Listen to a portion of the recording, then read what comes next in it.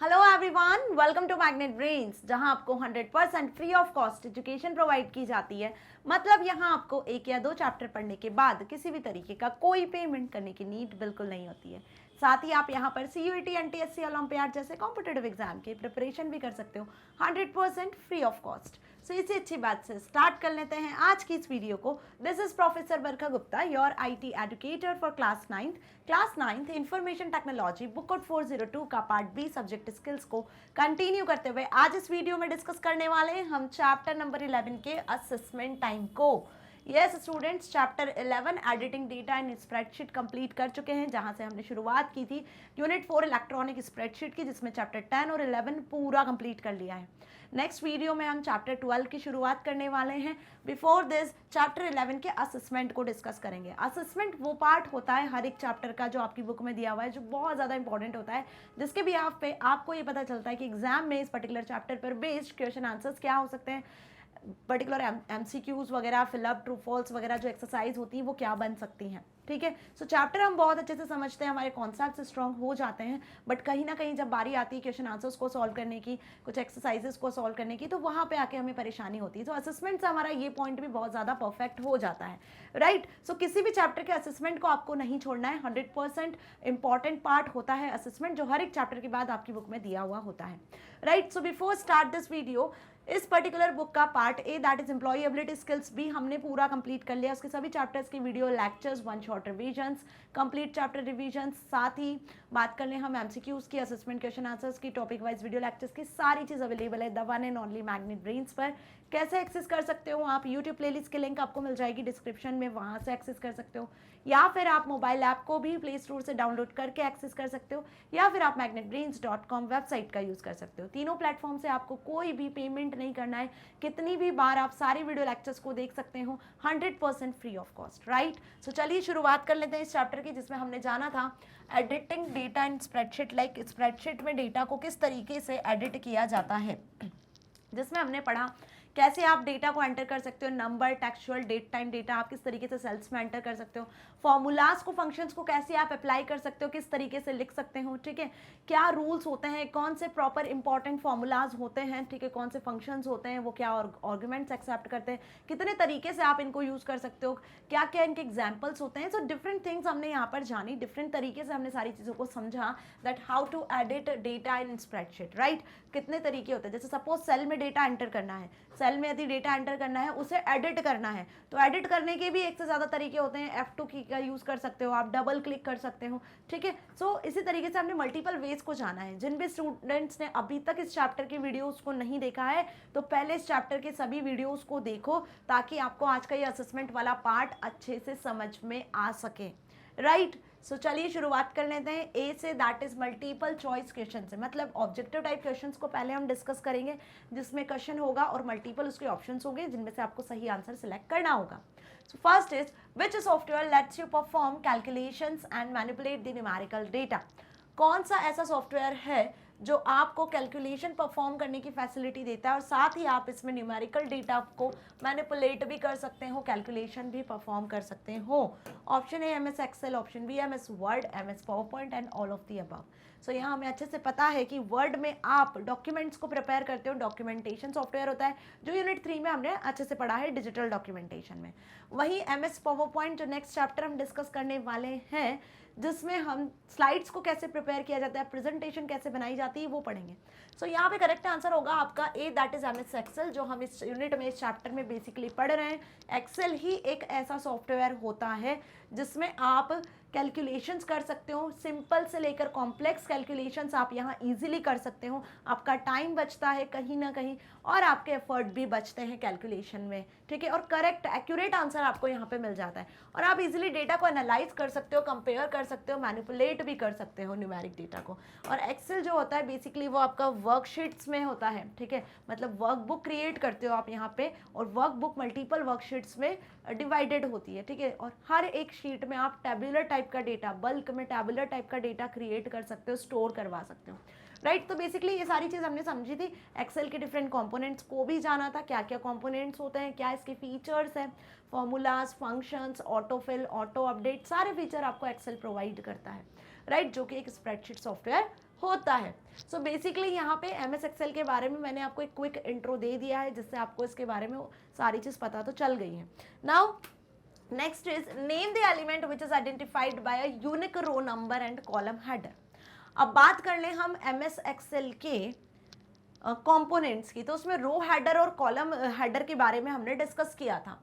तो row header और column header को आइडेंटिफाई करने के लिए जिस एलिमेंट का यूज किया जाता है एक्सेल में, रो हेडर और कॉलम नंबर को, कॉलम हेडर को आइडेंटिफाई करने के लिए जिस एलिमेंट का यूज किया जाता है वो कौन सा एलिमेंट है? सेल, कॉलम, रो या नन ऑफ दिस।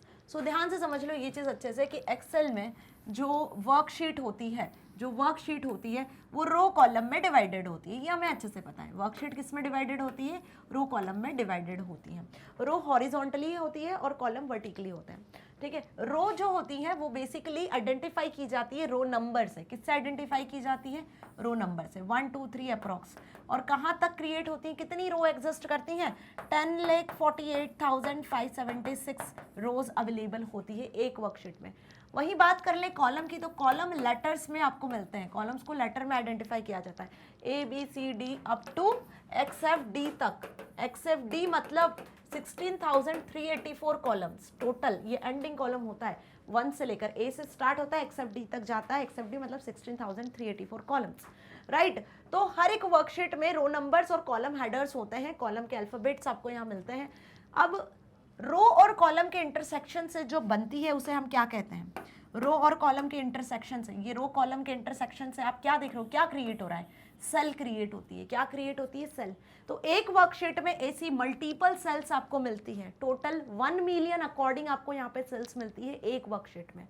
एक वर्कशीट में 1 मिलियन के अकॉर्डिंग आपको सेल्स मिलती है, और जो डेटा आप एंटर करते हो वो यहीं इसी सेल में एंटर किया जाता है।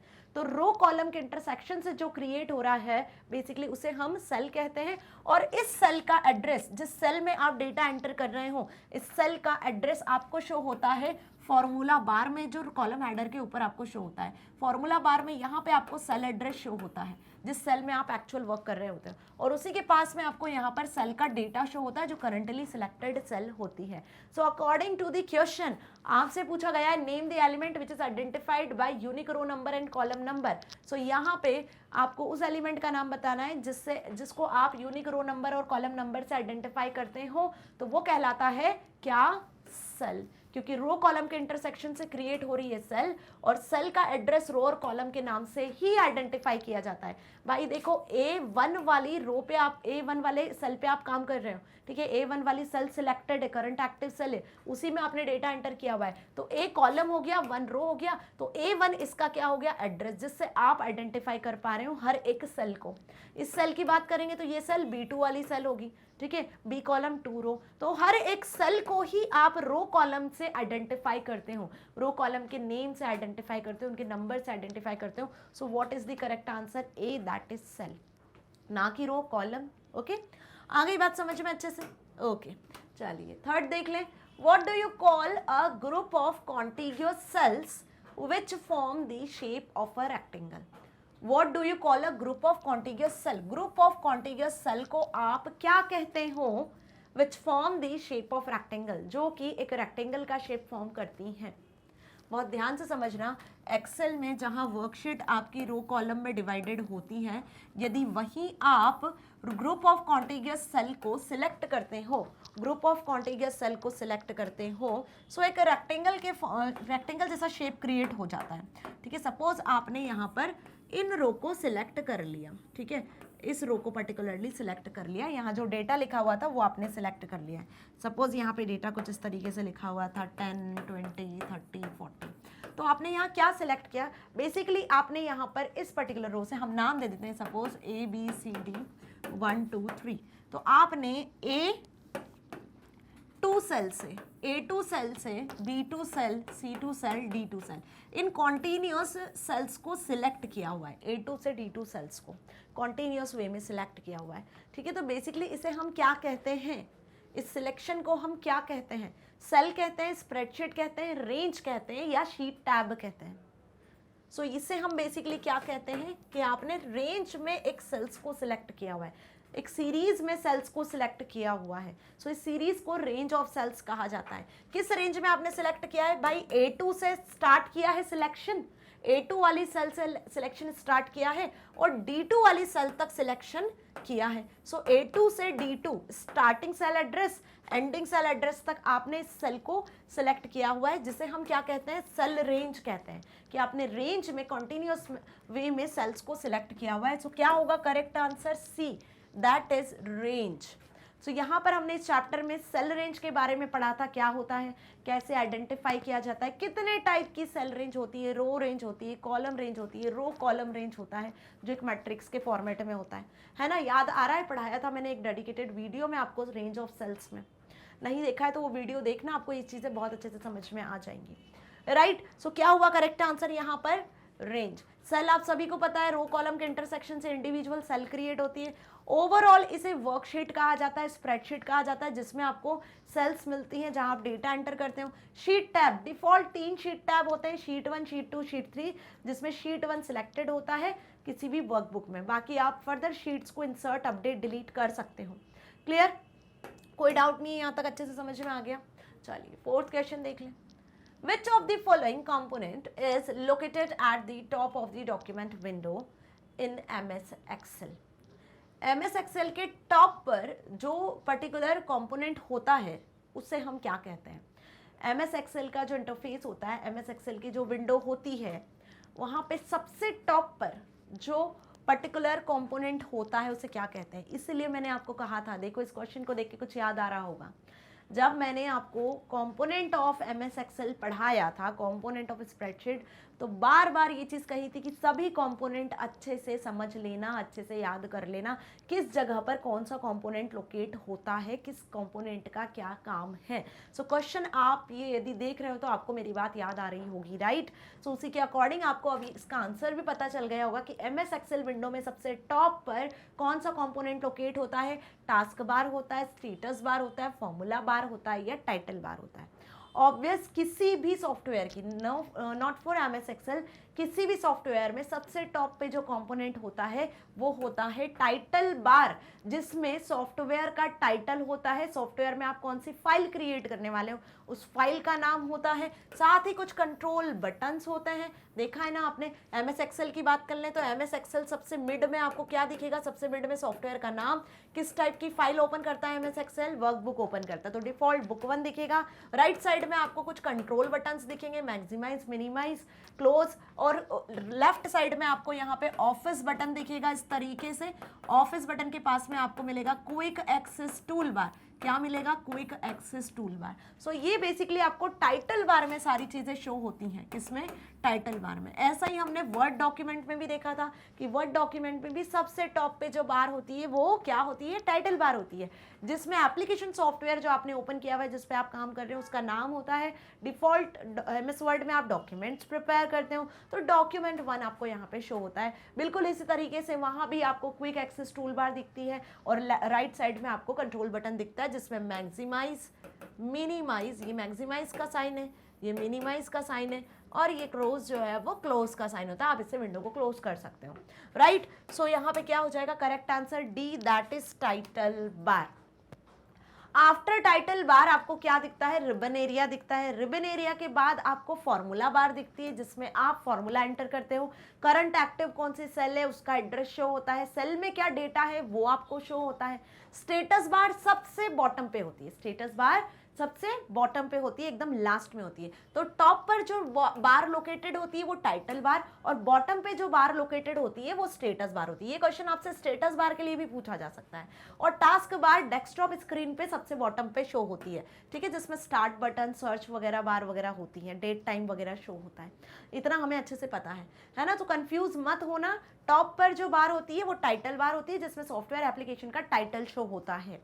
और बॉटम पे जो बार होती है किसी भी सॉफ्टवेयर के, स्टेटस बार होती है, जिसमें जो भी डॉक्यूमेंट है या वर्कशीट है तो उसका स्टेटस शो होता है। क्लियर? चलिए फिफ्थ क्वेश्चन देख लें। विच is the last valid column header in MS Excel? इनमें से बताना है आपको वैलिड कॉलम हेडर का नाम। अब कॉलम हेडर जैसे मैंने बताया कि अल्फाबेट से शुरू होते हैं। कहाँ से शुरू होते हैं? अल्फाबेट से। A से शुरू होते हैं, Z तक जाते हैं। अब क्या केवल 26 ही होते हैं क्या कॉलम्स? नहीं, कितने कॉलम्स बताए मैंने? एक्सेल में कॉलम्स होते हैं 16,384, तो यहाँ तो A to Z 26 लेटर्स की हम बात कर रहे हैं। देन इसके बाद कैसे शुरू होते हैं कॉलम्स? फिर डबल ए से शुरू होते हैं, डबल ए से ए बी इस तरीके से ए जेड तक जाते हैं, तो ये 26 समथिंग कुछ 54 हो गए, बट 16,384 कैसे जाएंगे आगे? कॉलम कैसे बढ़ेंगे? फिर कॉलम आपके कुछ इस तरीके से बढ़ते हैं, B A B B like this, B Z, okay. Then similarly फिर इसी तरीके से आपके कॉलम्स एक्सीड होते जाते हैं, X F A, X F B, है ना, समझ में आ रहा है? सो ऐसे आपके कॉलम्स एक्सीड होते हैं, तो एंड वाला जो कॉलम होता है वो होता है एक्स एफ डी। तो ए से शुरुआत होती है, जेड आता है, डबल ए आता है, फिर ए जेड आता है, बी ए आता है, बी जेड आता है, ऐसे सी डी ई एफ, ऐसे एक्स एफ आता है, और फिर ये जो लास्ट कॉलम है ये होता है आपका 16,384 नंबर वाला कॉलम, और ये फर्स्ट वाला कॉलम होता है। आ रही है बात समझ में अच्छे से? सो अब आपको कॉलम्स के बारे में यदि पता है, जो मैंने यहाँ बात बताई है, क्यों कहा था मैंने कि कॉलम्स के बारे में नॉलेज रखो, देखो ऐसे क्वेश्चंस आते हैं एग्जाम में, है ना, कैसे? इस तरीके से क्वेश्चंस। तो कॉलम्स आपको पता होना चाहिए किस सीक्वेंस में अरेंज्ड होते हैं एक्सेल में। अल्फाबेट्स में तो होते ही हैं, पर किस सीक्वेंस में अरेंज्ड होते हैं? The sequence is this. So which is the last valid column, which is the last valid column header in MS Excel. तो लास्ट कॉलम जैसे मैंने बताया आपको क्या है, XFD है। कैसे बढ़ रहा है आगे, ये सीक्वेंस किस तरीके से आया, ये हमें अच्छे से पता चला, राइट? तो क्या होगा correct answer? A, that is XFD, ना कि AJ, AZ, AJM। देख लो करेक्ट आंसर क्या है, A, XFD, ओके।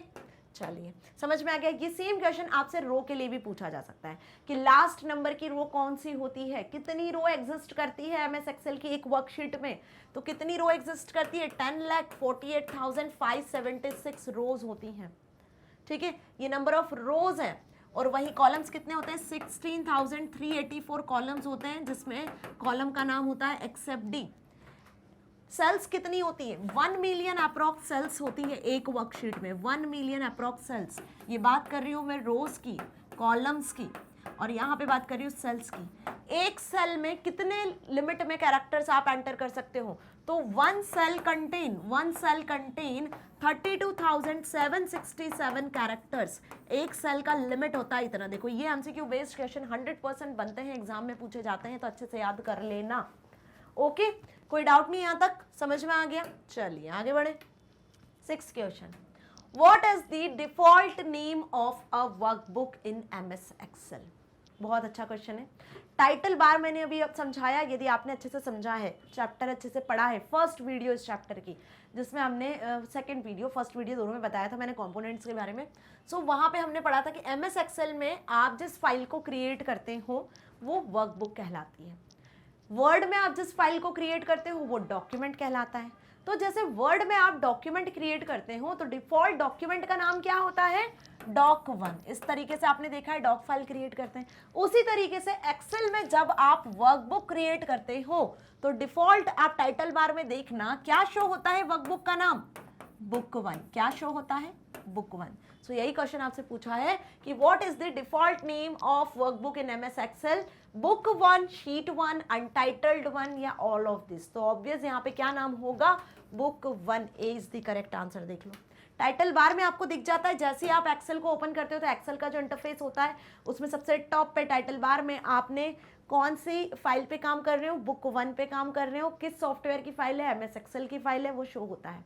वैसे वर्ड में doc1 और सामने लिखा हुआ आता है एमएस वर्ड। ऐसी पेन ब्रश में जाते हो तो अनटाइटल्ड करके आपको शो होता है ना। हर एक सॉफ्टवेयर में अलग अलग डिफॉल्ट नेम होते हैं फाइल्स के। क्लियर? सो यहाँ पे भी कोई डाउट नहीं है। Now which of the following are the input values for a function? अब आपको यहाँ बताना है फंक्शंस के लिए इनपुट वैल्यूज की तरह क्या काम करता है, क्वेश्चन मार्क है, ठीक है। फंक्शंस के लिए इनपुट वैल्यूज के लिए किस चीज का यूज किया जाता है? तो एक्सेल में आप फंक्शंस का यूज करते हैं जो प्री डिफाइंड होते हैं, पहले से बने बनाए फंक्शन एक्सेल में होते हैं जिनका यूज हम कर लेते हैं। तो फंक्शंस वाली यदि वीडियो देखी तो उसमें हमने कुछ फंक्शंस को डिस्कस किया था, सम फंक्शन, एवरेज फंक्शन, मिन, मैक्स, काउंट पढ़ा था ना। तो यहाँ पे आप फंक्शंस में सम कैलकुलेट करवाना है, मिनिमम फाइंड आउट करवाना है, मैक्सिमम फाइंड आउट करवाना है, एवरेज कैलकुलेट करवाना है। सो उसके लिए आप कुछ ना कुछ वैल्यूज़ तो देते होंगे। वो वैल्यूज़ आप कैसे एंटर करते हो फंक्शन में, किस तरीके से फंक्शन को इनपुट देते हो, ऑपरेटर्स के फॉर्मेट में, पैरेंथेसिस के फॉर्मेट में, वेरिएबल्स के फॉर्मेट में, या आर्ग्यूमेंट्स के फॉर्मेट में। सो ऑब्वियस यहाँ पे करेक्ट आंसर होगा क्या, D, that is arguments. MS Excel में जो भी फंक्शन आप अप्लाई करते हो, पहली बात तो वो इक्वल साइन से शुरू होता है। ये भी क्वेश्चन एमसीक्यू में बनता है, ध्यान रखना कि every function and formula start with, must begin with equal sign. Okay, फिर फंक्शन का नाम आपको लिखना होता है। हर एक फंक्शन को आप किससे पहचानते हो, पैरेंथेसिस से। ओपनिंग एंड क्लोजिंग पैरेंथेसिस लगाई जाती है फंक्शंस के आगे, ओपनिंग एंड क्लोजिंग पैरेंथेसिस। और जो भी आप इनपुट वैल्यूज लिखते हो वो इन पैरेंथेसिस में ही लिखी जाती है। तो पैरेंथेसिस में हम पास करते हैं क्या, आर्ग्यूमेंट्स को। और ये आर्ग्यूमेंट्स कैसे होते हैं, ये आर्ग्यूमेंट्स इनपुट के फॉर्मेट में होते हैं, इनपुट वैल्यूज ही होती है, वो इनपुट वैल्यूज जो फंक्शन परफॉर्म करने वाला है और आपको एज ए रिजल्ट आउटपुट देगा। सपोज आपने यहाँ पे सम फंक्शन में, सम फंक्शन में क्या पास किया, is equals to sum function में आपने यहाँ पर पास की है वैल्यू सपोज 10, 20। तो ये 10 और 20 क्या है, आर्ग्यूमेंट हो गए। एक से ज्यादा आर्ग्यूमेंट पास करते हो तो कॉमा से सेपरेट कर देते हो। तो 10, 20 क्या हो गई, 10, 20 इनपुट वैल्यूज हो गई, जो क्या करेगी, इनपुट वैल्यूज सम फंक्शन में इनपुट होगी। सम फंक्शन का काम होगा टोटल करवाना, एडिशन करवाना। तो एडिशन किसका करवाना है, इन वैल्यूज का करवाना है जो आपने as a argument sum function में पैरेंथेसिस में पास की है। तो 10 और 20 as a input sum function के पास जाएगा, सम फंक्शन 10, 20 से आंसर जनरेट करेगा, दैट इज 30। तो सम फंक्शन ने आंसर जनरेट किया, कब, on the behalf of this argument. तो आर्ग्यूमेंट के थ्रू ही आप हर एक फंक्शन को इनपुट वैल्यूज देते हो, वैल्यूज को इनपुट करते हो आर्ग्यूमेंट के फॉर्मेट में, जिस पर फंक्शन ऑपरेशन परफॉर्म करता है, either sum, addition, multiplication, division like this, या फिर min, max, count, average type. Okay, और फिर आपको डिजायर्ड रिजल्ट आंसर प्रोवाइड करता है। सो किसी भी फंक्शन में आप क्या पास करते हो, आर्ग्यूमेंट पास करते हो एज ए इनपुट वैल्यू। और आर्ग्यूमेंट कैसे डिफाइन किए जाते हैं, कहाँ डिफाइन किए जाते हैं, पैरेंथेसिस में, जिसमें ओपनिंग, क्लोजिंग, सर्कुलर ब्रैकेट्स होते हैं, जिन्हें आप ब्रैकेट कहते हो, एक्चुअल इन्हें कंप्यूटर लैंग्वेज में पैरेंथेसिस कहा जाता है। ओके, कोई डाउट नहीं है। ऑपरेटर्स क्या होते हैं, basically plus, minus, into, division पढ़े थे ना हमने, मैथमेटिकल ऑपरेटर्स, राइट, एक्सपोनेंशिएशन वगैरह। अच्छा, 8th क्वेश्चन देख लें। Which symbol marks the beginning of a formula? अभी मैंने बताया आपको जस्ट कि ये क्वेश्चन एमसीक्यू बेस्ड बनता है, बहुत ज़्यादा इंपॉर्टेंट है, जब पढ़ाया था तब भी बताया था। कोई भी फंक्शन, कोई भी फॉर्मूला जब आप एक्सेल में लिखते हो तो उसकी शुरुआत किससे होती है, कौन से साइन से, कौन से सिंबल से आप फंक्शन फॉर्मूला बताते हो कि भाई आप सेल में फंक्शन फॉर्मूला अप्लाई करने वाले हो, इक्वल साइन से, प्लस साइन से, एस्ट्रिक से, या डिवीजन से। सो इक्वल साइन के साथ ही हम किसी भी फंक्शन और फॉर्मूला की शुरुआत करते हैं। सो ए इज द करेक्ट आंसर। याद रखना इस बात को, इस पर्टिकुलर साइन को, ठीक है, अदरवाइज एरर जनरेट होगी यदि इक्वल साइन नहीं लगाया है तो। 9th question, Which function counts the number of numeric entries? कौन सा फंक्शन है जो न्यूमेरिक एंट्रीज को काउंट करता है, फॉर्मूलाज को काउंट करता है और डेट टाइप के वैल्यूज को काउंट करता है। तो बेसिकली काउंट करने के लिए नंबर्स को, डेट टाइप एंट्रीज को, फॉर्मूलाज को कौन सा फंक्शन यूज किया जाता है? ऑप्शन है count function, B max function, C min function, या none of this. So max और मिन तो नाम से समझ में आ रहा है भाई, मिनिमम और मैक्सिमम वैल्यू फाइंड आउट करके देते हैं। सो काउंट फंक्शन एक यहाँ पे दिख रहा है जो क्या करता है, वैल्यूज को काउंट करता है ना। सेल में आपने जो भी वैल्यूज लिखी हुई है, यदि उनमें न्यूमेरिक वैल्यूज लिखी हुई है, डेट टाइप वैल्यूज लिखी हुई है, सो उन्हीं को काउंट करेगा, right. So count function is used here. For example, suppose ये आपने एक्सेल में एक शीट डिजाइन किया हुआ है, ठीक है। अब इस शीट में आपने यहाँ कुछ नंबर्स लिखे हैं, ABC 1 2 3 एड्रेस हो गए, ठीक। अब आपने यहाँ पे क्या लिखा है, सपोज आपने यहाँ पे लिखा है हेलो, यहाँ आपने लिखा है 20, और यहाँ पे आपने सपोज ब्लैंक छोड़ दिया, ठीक है। अच्छा, 4th वाली रो भी ले लेते हैं। यहाँ आपने ब्लैंक छोड़ दिया 3rd रो को, और यहाँ आपने डेट एंटर किया हुआ है, ठीक। अब आप अप्लाई करते हो क्या, काउंट फंक्शन। कैसे अप्लाई करेंगे हम काउंट फंक्शन, कुछ इस तरीके से, इक्वल साइन के साथ हर फंक्शन शुरू होता है। काउंट फंक्शन में आपने लिखा A1, ये वाली पर्टिकुलर सेल की बात कर रहे हैं हम, A1 से लेकर कहाँ तक, A1 से लेकर A4 तक, A1 से लेकर A4 तक आपने काउंट फंक्शन में रेंज प्रोवाइड किया। तो इस काउंट फंक्शन में आपने क्या काउंट करवा रहे हो कि A1 से A4 में कितनी वैल्यूज है, टोटल काउंट करके बता दो। सो A1 से A4 में वैल्यूज काउंट होगी, लेकिन काउंट फंक्शन किन्हें काउंट करेगा? सिर्फ नंबर और डेट टाइप वैल्यूज को और फंक्शंस को, फॉर्मूलाज को। सो यहाँ पे देखो A1 में ये कौन से टाइप की वैल्यू है? टेक्स्ट टाइप की वैल्यू है, तो ये काउंट नहीं होगी। ये 20 क्या है? नंबर टाइप वैल्यू है, ये काउंट हो जाएगी। यहाँ पे क्या है? ब्लैंक वैल्यू है, कुछ भी नहीं लिखा है, ब्लैंक है मतलब स्पेस है, तो स्पेस भी काउंट नहीं होगी। और यहाँ क्या है? डेट टाइप वैल्यू है, डेट टाइप वैल्यू दिख रही, तो डेट टाइप वैल्यू भी काउंट हो जाएगी। सो काउंट फंक्शन क्या रिटर्न करेगा? आपको आउटपुट 2 रिटर्न करेगा। क्यों? क्योंकि नंबर और डेट टाइप वैल्यू, यही दो वैल्यूज काउंट होगी, बाकी टेक्सचुअल डेटा या फिर कोई स्पेस काउंट नहीं होगा। इतना समझ में आ गया अच्छे से कि काउंट फंक्शन क्या काउंट करता है और कौन सा फंक्शन होता है? Count function. बाकी min max function minimum maximum value find out करते हैं। कैसे? सपोज आपने लिखा मैक्स फंक्शन और यहाँ आपने कुछ वैल्यूज दे दी। सपोज आपने यहाँ पर 80, 90, 100 है ना, 60 लिख दिया। अब मैक्स फंक्शन क्या करेगा? ये जो आर्ग्यूमेंट आपने यहाँ लिखे हुए 80, 90, 100, 60 कॉमा से सेपरेट किए हुए, मैक्स फंक्शन इन्हें as a input value accept करेगा और कंपेयर करेगा कि इनमें मैक्सिमम लार्जेस्ट वैल्यू कौन सी है। तो लार्जेस्ट वैल्यू क्या है? 100, तो क्या आउटपुट आपको मिलेगा? 100 मिलेगा। सेम वैसे यदि आप मिनिमम फंक्शन रन करते हो तो मिनिमम फंक्शन यहाँ पे कंपेयर करेगा, मिनिमम वैल्यू कौन सी है? 60, तो क्या रिटर्न कर देगा? 60 रिटर्न कर देगा। तो मिन मैक्स तो काउंट कर ही नहीं सकते क्योंकि ये मिनिमम वैल्यू और मैक्सिमम वैल्यू, लार्जेस्ट और स्मॉलेस्ट वैल्यू फाइंड आउट करके देखता है। काउंट फंक्शन का ही काम होता है वैल्यूज को काउंट करना, वो भी सिर्फ न्यूमेरिक टाइप, डेट टाइप और formula type, not text type value. Okay, चलिए 10th क्वेश्चन देख लें। By default how many worksheets does an Excel workbook display? By default कितनी वर्कशीट्स एक्सेल में डिस्प्ले होती है? कितनी वर्कशीट्स? बात कर रहे हैं हम यहाँ पे वही शीट टैब की जो स्टेटस बार के जस्ट ऊपर आपको दिखता है, शीट टैब। जब भी आपको एक्सेल इंटरफेस ओपन करते हो, एक्सेल का विंडो ओपन करते हो, तो आपको एक वर्कबुक दिखती है। उस वर्कबुक में डिफॉल्ट कितनी शीट्स ओपन होकर दिखती है? आपको कितनी शीट्स डिफॉल्ट दिखती हैं? तो शीट टैब में आपको टोटल 3 शीट्स दिखती है, शीट 1, शीट 2, शीट 3, कुछ इस तरीके से। सपोज ये एक्सेल का विंडो है, ठीक है, यहाँ पे आपका स्टेटस बार होता है और यहाँ शीट टैब होता है। तो शीट 1, शीट 2 और शीट 3 डिफॉल्ट कितनी शीट्स दिखती हैं? 3 शीट्स दिखती हैं। और यहाँ पे आपको एक्सेल शीट शो होती है, राइट। और डिफॉल्ट जो सिलेक्टेड शीट होती है इन तीनों शीट में से, सो वो सिलेक्टेड शीट भी कौन सी होती है?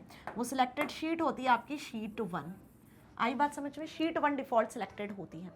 सो कितनी शीट डिफॉल्ट आपको शो होती है जब आप कोई एक्सेल को विंडो को स्टार्ट करते हो? तो एक वर्कबुक में ये बुक 1 आपके डिफॉल्ट यहाँ शो हो रही है, एक वर्कबुक में 3 शीट्स होती हैं, कम से कम 3 शीट्स। बाकी आप एक शीट को भी इंक्लूड कर सकते हो। तो जब भी आप एक्सेल की विंडो ओपन करते हो तो आपको कम से कम 3 शीट दिखती है, जिसमें शीट 1 डिफॉल्ट सिलेक्टेड होती है। आप इन शीट में चेंजेस कर सकते हो, इन्हें इंसर्ट, अपडेट, डिलीट, रीनेम कर सकते हो, ठीक है। बाकी multiple n number of worksheets को आप यहाँ क्रिएट कर सकते हो एक वर्कबुक में। So what is the correct answer? 1, 2, 3 and 4, C that is 3 is the correct answer. By default 3 worksheets an Excel workbook display. Excel workbook 3 sheets को default display करता है। शीट टैब में आपको ये तीनों वर्कशीट्स दिखती हैं। कहाँ? शीट टैब में। आ गई बात अच्छे से समझ में? सो सारे एमसीक्यूज हमने यहाँ सॉल्व कर लिए हैं। अब डिस्कस करते हैं हम ट्रू फॉल्स। स्ट्रेट ट्रू और false. First is the F3 function key is use to edit the contents of active cell. Active cell के कंटेंट को यदि एडिट करना है तो क्या आप इसके लिए F3 फंक्शन की का यूज करते हो? जब सेल के कंटेंट को एडिटिंग मैंने बताया था किस तरीके से करना है, एक वीडियो हमने डिस्कस किया था जिसमें हमने एक से ज़्यादा तरीकों के बारे में समझा था कि कौन कौन से तरीके होते हैं जिससे आप सेल के कंटेंट को एडिट कर सकते हो। उसमें हमने एक तरीका फंक्शनल की का यूज़ करके भी देखा था। कौन सी फंक्शनल की हमने वहाँ डिस्कस की थी? क्या F3 डिस्कस किया था? नो। सो कौन सी की हमने वहाँ डिस्कस की थी? वहाँ हमने डिस्कस किया था F2 फंक्शनल की के बारे में कि F2 फंक्शनल की को जब आप प्रेस करते हो तो सेल में जो भी कंटेंट लिखा हुआ होता है वो एडिट मोड में आ जाता है। मतलब कि सेल आपकी सिलेक्ट हो जाती है और वहाँ आपको कर्सर ब्लिंक करता हुआ दिखता है। फिर आप सेल के कंटेंट को बैक स्पेस या डिलीट की से डिलीट करके चेंज कर सकते हो। ये हमें अच्छे से पता है। क्या करना होता है? आपको सेल को सिलेक्ट करना नहीं है। यहाँ पे आप जैसे जिस भी सेल पे एडिटिंग करना चाहते हो, सेल पॉइंटर को वहाँ ले जाओ। पॉइंटर वहाँ ले जाने से आप जैसे ही F2 को प्रेस करोगे, जैसे ही F2 की को प्रेस करोगे, जो कीबोर्ड में आपको सबसे टॉप पर फंक्शनल कीज मिलती है F1, F2, F3 like this. So F2 की को जैसे ही प्रेस करोगे तो एक्सेल की वो सेल एडिट करने के लिए एक्टिव हो जाएगी। फिर आप उसमें डेटा को चेंज कर सकते हो, सेल के डेटा को एडिट कर सकते हो इजीली। इसके अलावा हमने और मेथड्स देखी थी, कौन सी मेथड्स देखी थी? इसके अलावा आपने यहाँ पर देखा था कि आप डबल क्लिक करके भी सेल को एडिट कर सकते हो, सेल के कंटेंट को। सेल पर जब आप माउस के लेफ्ट बटन से डबल क्लिक करोगे तब भी सेल कंटेंट आपका एडिट हो जाएगा। So first is false. Second देखो, the clear all option clears all the contents from the selected range of cells. यदि आपको सेल के कंटेंट को डिलीट करना है, सेल के कंटेंट को डिलीट करना है, तो क्या आप क्लियर ऑल ऑप्शन का यूज करते हो? और क्लियर ऑल ऑप्शन का यदि यूज करते हो तो क्या उससे सारा कंटेंट डिलीट हो जाता है जो भी सिलेक्टेड रेंज ऑफ सेल्स है? सो यस, ये क्या होगा? ट्रू। क्यों? क्योंकि सिलेक्टेड सेल से यदि डेटा को डिलीट करना है तो आप यहाँ पे एक से ज्यादा तरीके यूज कर सकते हो। क्या? First you have to select the cell, cell को सिलेक्ट कर लिया, सिलेक्ट करने के बाद या तो आप डेल की को यूज कर लो या फिर आप बैक स्पेस की का यूज कर लो। बैक स्पेस से या डेल की से आप पर्टिकुलर सेल में लिखा हुआ डेटा डिलीट कर सकते हो, या फिर आप सेल पर राइट क्लिक करो। क्या करो? Right click. So right click करने के बाद आपको एक ऑप्शन आता दिखता है यहाँ पर, क्लियर सेल। क्या दिखता है? क्लियर कंटेंट करके, राइट? ये जो क्लियर ऑल ऑप्शन आपको यहाँ दिख रहा है ना, तो वही ऑप्शन यहाँ आपको दिखता है जब आप राइट क्लिक करते हो। तो राइट क्लिक करके आप क्लियर ऑल पर क्लिक करते हो तो सारा कंटेंट जो भी सेल में लिखा होता है, जो आपने सिलेक्ट की हुई है सेल्स, एक से ज्यादा यदि रेंज ऑफ सेल सिलेक्ट किए हुए तो उसका कंटेंट क्लियर हो जाता है, डिलीट हो जाता है। या फिर इसके अलावा तीसरा ऑप्शन देखा था हमने, क्या? होम टैब के एडिटिंग ग्रुप में, होम टैब के एडिटिंग ग्रुप में आपको सिलेक्ट कर लेना है क्लियर ऑप्शन को। होम टैब के एडिटिंग ग्रुप में क्लियर ऑप्शन को सिलेक्ट करोगे तो clear format, clear all, clear comment, clear hyperlink, remove hyperlink, सारे ऑप्शंस यहाँ पे आपको दिख जाते हैं जहां से आप फॉर्मेटिंग के साथ में सेल के कंटेंट को डिलीट कर सकते हो, राइट? सो तीनों तरीके आपके पास अवेलेबल होते हैं जिनकी मदद से आप क्या कर सकते हो?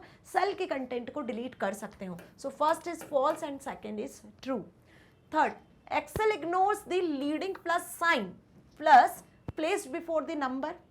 यस, एक्सेल इग्नोर करता है ना प्लस साइन को, प्लस साइन को एक्सेल इग्नोर करता है, लेकिन माइनस साइन को इग्नोर नहीं करता है। So it is again true. The name box displays the cell address और cell reference of selected cell और अ रेंज ऑफ सेल्स। बहुत ध्यान से समझना, नेम बॉक्स की बात हो रही है। The name box displays the cell address. जो नेम बॉक्स होता है कॉलम हेडर्स के ऊपर, रिबन के नीचे आपने नेम बॉक्स देखा होगा, फॉर्मूला बार के पास में लेफ्ट साइड में नेम बॉक्स होता है। क्या वो सेल एड्रेस को डिस्प्ले करता है या फिर सेल रेफरेंस को डिस्प्ले करता है, जो भी आपने रेंज ऑफ सेल सिलेक्ट की हुई है या सिलेक्टेड सेल्स जो हैं?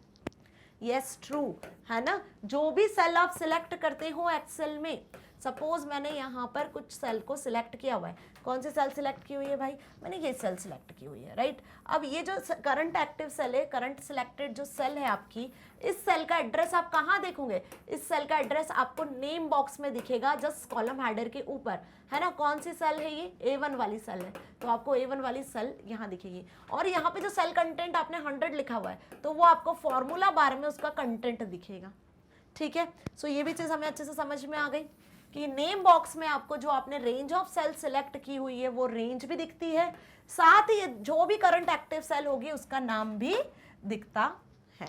Next, a formula is a symbolic expression. A formula is a symbolic expression that can include numbers, cell addresses, arithmetic operators and parentheses। तो जब मैंने बताया था आपको कि हाउ टू एंटर फॉर्मूला और व्हाट इज फॉर्मूला, फॉर्मूला में क्या क्या चीज़ें इंक्लूड होती हैं, तो उसके अकॉर्डिंग अब आपको ये पर्टिकुलर ट्रू फॉल्स अच्छे से समझ में आया होगा। यदि वो वीडियो आपने देखा है, वो चीज़ आपने समझी है तो, कि कोई भी फॉर्मूला क्या इंक्लूड करता है। फॉर्मूला बेसिकली एक इक्वेशन होता है, एक एक्सप्रेशन होता है जिसमें आप नंबर्स लिखते हो, कुछ सेल एड्रेसेस लिखते हो, सेल एड्रेसेस में कुछ नंबर्स लिखे होते हैं जिन पर आप कैलकुलेशन करवा सकते हो। कैलकुलेशन के लिए आप अरिथमेटिक ऑपरेटर्स का यूज करते हो, like plus, minus, into, division, और साथ ही यहाँ पर आप पैरेंथेसिस का, ओपनिंग, क्लोजिंग, इस तरीके से ब्रैकेट्स का भी यूज करते हो। और ये फॉर्मूले में जो भी वैल्यूज लिखी होती है एक प्रेसिडेंस के अकॉर्डिंग ही कैलकुलेट होती है, वो प्रेसिडेंस को यहाँ बेसिकली फॉलो किया जाता है। सो दिस इज अगेन करेक्ट।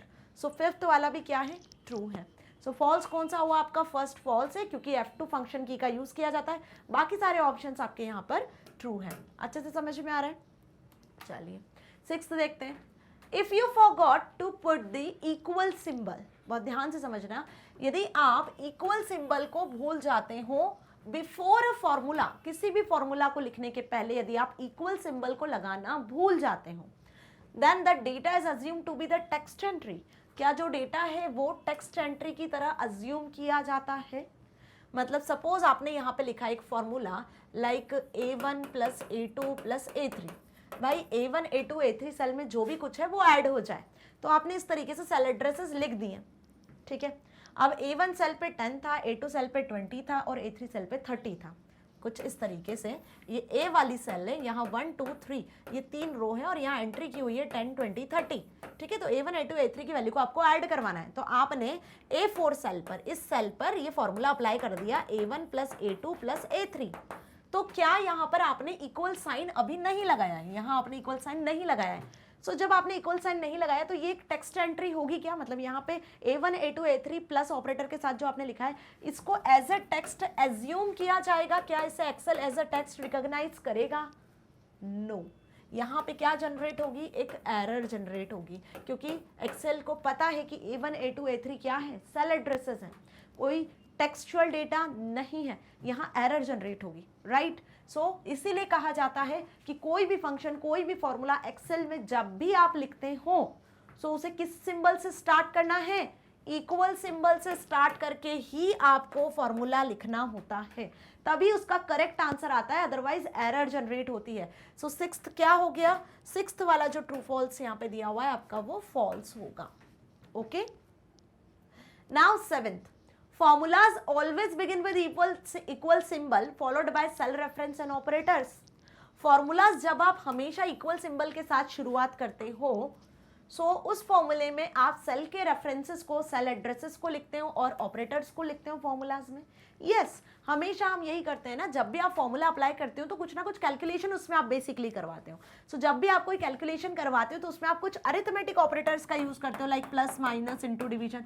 जैसे इस एग्जांपल में देखो हम A1 A2 A3 इन तीनों वैल्यू को ऐड करवा रहे हैं ना, सो प्लस का साइन हमने यूज किया हुआ है, प्लस ऑपरेटर यूज किया हुआ है, और साथ ही हमने यहाँ पर क्या स्पेसिफाई किया है, इन सेल के एड्रेसेस को स्पेसिफाई किया हुआ है कि A1 A2 A3 सेल, ना कि आपने वैल्यूज लिखी है 10 20 30, आप वैल्यूज भी लिख सकते हो नो डाउट, बट किसी भी फॉर्मूलाज में इक्वल साइन के साथ क्या आप सेल रेफरेंसेस और ऑपरेटर्स का यूज करते हो? यस, हम सेल रेफरेंसेस और ऑपरेटर्स का यूज करते हैं। सो दिस इज ट्रू, जैसे आप यहाँ पर देख रहे हो। Clear? Now 6th is false and 7th is true. 8th, you use the compound formulas when you need more than one operator। जब आपको एक से ज़्यादा ऑपरेटर की ज़रूरत होती है, जब आपको एक से ज़्यादा ऑपरेटर की ज़रूरत होती है फॉर्मूलाज में, तो क्या हम कंपाउंड फॉर्मूलाज का यूज़ करते हैं? अभी जो मैंने आपको बताया वो कौन सा फॉर्मूला था, वो बेसिक फॉर्मूला था जिसमें आप सिंगल ऑपरेटर का यूज़ कर रहे थे, मतलब आपने A1 plus A2 plus A3 कर दिया, ठीक है, तो आपने एक सिंगल ऑपरेटर का यहाँ यूज करा है, तो एक बेसिक फॉर्मूला कहलाता है। कंपाउंड फॉर्मूला क्या होता है? कंपाउंड फॉर्मूले में हम एक से ज्यादा ऑपरेटर का यूज करते हैं। Yes, we can use here more than one operator. जैसे हमने इसका एक एग्जांपल देखा था, सिंपल इंटरेस्ट। जब आपको सिंपल इंटरेस्ट कैलकुलेट करवाना है ना, सो सिंपल इंटरेस्ट कैलकुलेट करवाना है तो suppose A1 into A2 into A3, A1 में आपने प्रिंसिपल लिखा हुआ है, A2 में आपने रेट लिखा हुआ है और A3 में आपने टाइम लिखा हुआ है, डिवाइड बाय 100, डिवाइड बाय 100। तो ये आपका एक ऑपरेटर तो आपका मल्टीप्लाई है और दूसरा ऑपरेटर आपका डिवाइड है। और ये किस टाइप का फॉर्मूला है? ये कॉम्प्लेक्स फॉर्मूला आपने अप्लाई किया हुआ है। आई बात समझ में? क्या अप्लाई किया हमने? एक कॉम्प्लेक्स फॉर्मूला जिसमें आपने पैरेंथेसिस, मल्टीप्लाई, डिवाइड, एक से ज्यादा ऑपरेटर का यूज किया हुआ है कैलकुलेशन के लिए।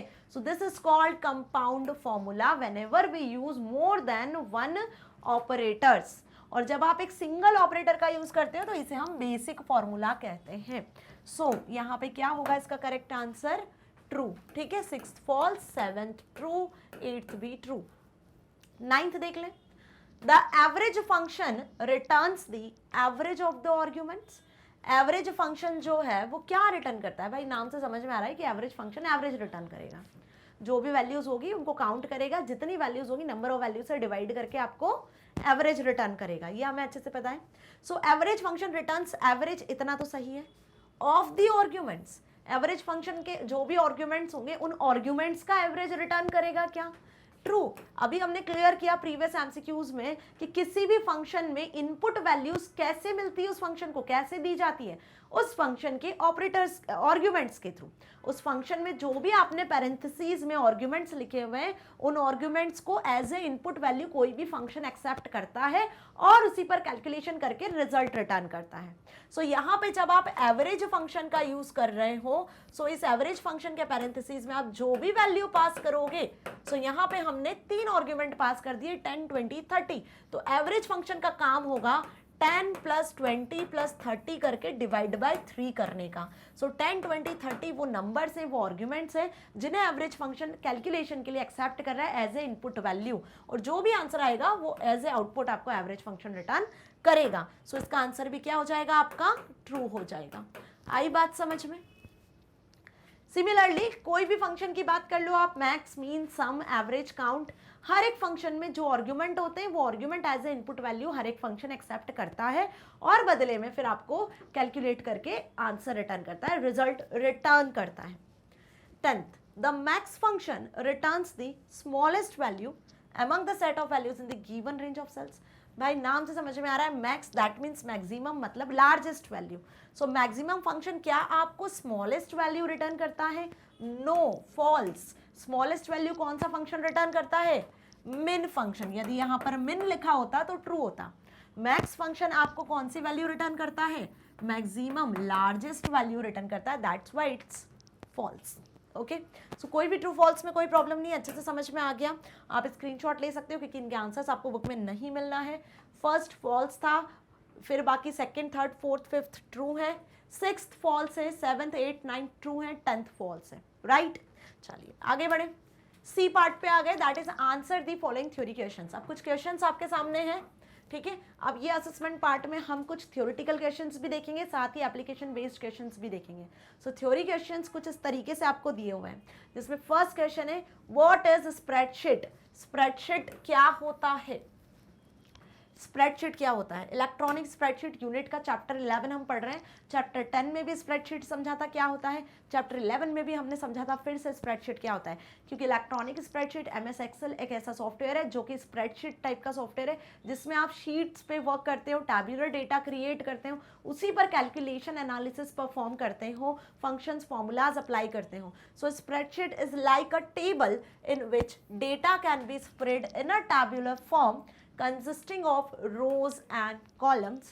Using a spreadsheet, data can be organized easily. A spreadsheet is also called a worksheet, right? क्या बताया मैंने? एक्सेल एक ऐसा सॉफ्टवेयर है जो कि स्प्रेडशीट सॉफ्टवेयर के नाम से जाना जाता है, जिसमें डेटा कैसे अरेंज्ड होता है, जिसमें डेटा स्प्रेडशीट के फॉर्मेट में अरेंज होता है। और इसी स्प्रेडशीट को हम किस नाम से जानते हैं?